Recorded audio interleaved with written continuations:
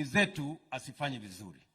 Ndio nikasema awamu ya kwanza, first thing, ni kuondoa madeni ambayo imeingia kwa hizi makampuni.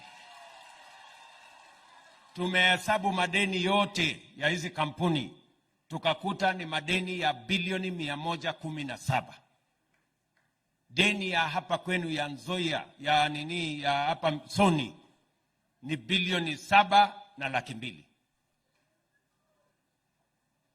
Niliwaambia hii madeni kama serikali tutayafutilia mbali, kama ni madeni ya benki, kama ni madeni ya taxes, kama ni madeni ya KRA.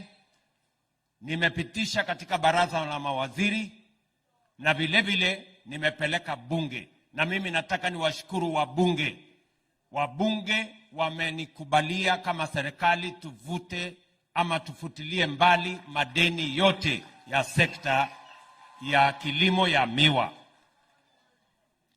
Wiki hii, kwa sababu tulimaliza kama siku 10 iliyopita kule bunge, wiki hii tunapata certificate kutoka bunge ambayo itaruhusu National Treasury kuondoa yale madeni yote.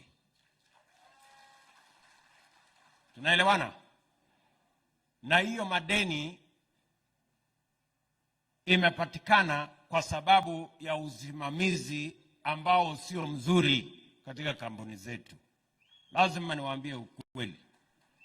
Mimi nataka niwaulize, hawa wakulima wengi walipeleka mazao yao kwa kampuni zetu.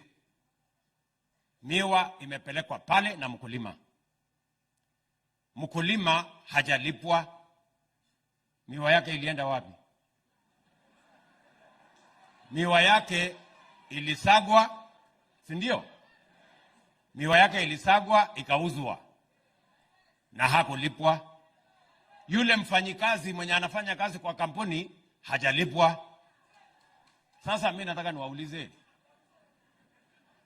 mkulima amelete miwa, imesagwa, imeuzwa, mkulima hajalipwa, mfanyikazi hajalipwa. Mnataka tuendelee na hiyo biashara? Bana.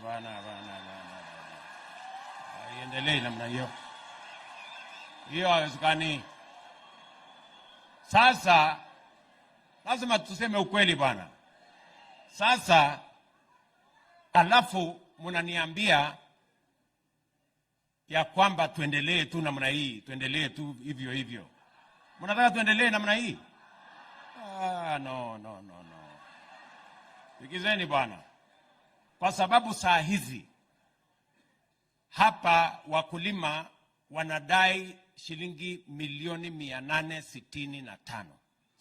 865 million pesa ya wakulima. Mimi nataka niwaambie wakulima, nitatafuta pesa ya ushuru ya Wakenya na nitakuja kuwalipa hiyo pesa. Na nitalipa kabla ya Disemba. Munipatie mwezi 1.5, mwezi 2.